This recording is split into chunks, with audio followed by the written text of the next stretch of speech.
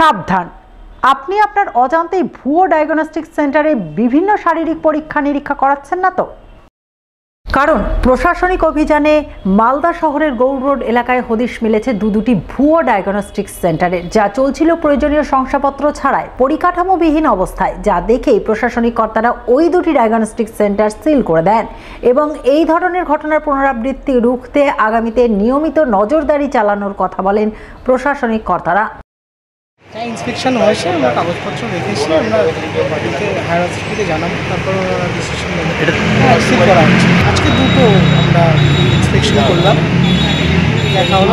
আমাদের নির্দেশ ছিল যে এগুলো রেগুলার চেকিং হয়, ইন্সপেকশন হয়,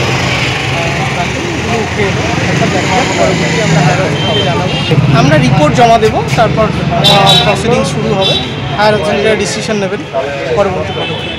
যেমন নথিপত্র ঠিক ছিল না, এদের আমরা সেই ব্যাপারে কোনো কমেন্টে যাচ্ছি না। আমরা ইন্সপেকশন করলাম, রিপোর্ট জমা দেবো। শীত পড়তে না পড়তেই এবারও খেজুর গুড় তৈরির ধুম পড়েছে পুরাতন মালদার দুর্গাপুর গ্রামে। বেশ কয়েক ঘর পরিবারের পুরুষ থেকে মহিলা সকলেই এখন গুড় তৈরিতে বেজায় ব্যস্ত। শীত মানেই পিঠেপুলি পায়েস খাওয়ার দিন, আর এই সমস্ত তৈরির ক্ষেত্রে খেজুর গুড়ের জুড়ি মেলা ভার। তাই শীতের সময় খেজুর গুড়ের চাহিদা ওঠে তুঙ্গে। সেই চাহিদার কথা মাথায় রেখেই প্রতি বছর শীতের আগমনের সঙ্গে সঙ্গে পুরাতন মালদার যাত্রাডাঙ্গা অঞ্চলের দুর্গাপুর গ্রামে খেজুর গুড় তৈরির ধুম পড়ে যায়, যেমনটা পড়েছে এবারও।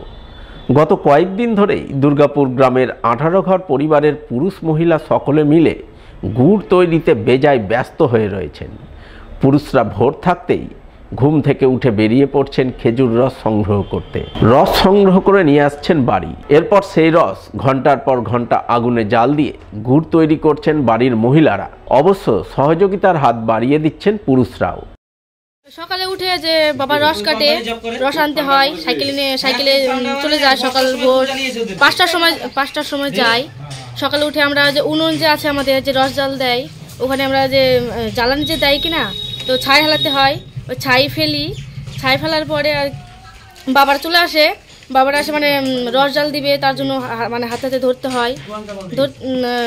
ধরে তারপর রান্না করি আমরা। আবার আসে যে যদি বলে যে কেউ গুড় বানাবে, তাহলে গুড়ে মানে বানানোর জন্য যোগাযোগ করতে হবে আর কি। খেজুর গুড় প্রস্তুতকারীদের সঙ্গে কথা বলে জানা গেল, শীতকালই খেজুর গুড় তৈরির আদর্শ সময়। ডিসেম্বর থেকে ফেব্রুয়ারি, এই 3 মাস খেজুর গাছে প্রচুর রস হয়। কঠোর পরিশ্রম করে সেই রস সংগ্রহ করে বাড়ি নিয়ে আসার পর কয়েকদিন জমিয়ে রাখেন, পরে জাল দিয়ে গুড় তৈরি করেন। তৈরি গুড় পাইকাররা এসে কিনে নিয়ে যান। এছাড়াও বাড়ি থেকে 350 টাকা কেজি দরে খাঁটি গুড় বিক্রি করেন তারা। কম খরচে লাভ বেশ ভালোই হয়। তবে সরকারি সাহায্য সহযোগিতা পেলে তারা এই ব্যবসা আরও বাড়াতে পারতেন, তারা উপকৃত হতেন। আমরা যখন 1টার দিকে যাবো গাছ কাটতে, লাগাতে যাবো, গাছ লাগাই আসলাম। সকাল ভোর 4টার দিকে উঠে চলে যাবো রস পাড়তে। রস পেরিয়ে আনলাম, এনে জাল দিতে মানে ধরার যে ঘন্টা 3 লাগে আমাদের। হ্যাঁ, 7টার দিকে আসলাম। গুড় তৈরি করতে করতে আমাদের 10টা, 10:30 বা 11টা বেজে যায়। এই গুড়টা রস জাল দিতে ওটা ঝোল করে রেখে দিলাম।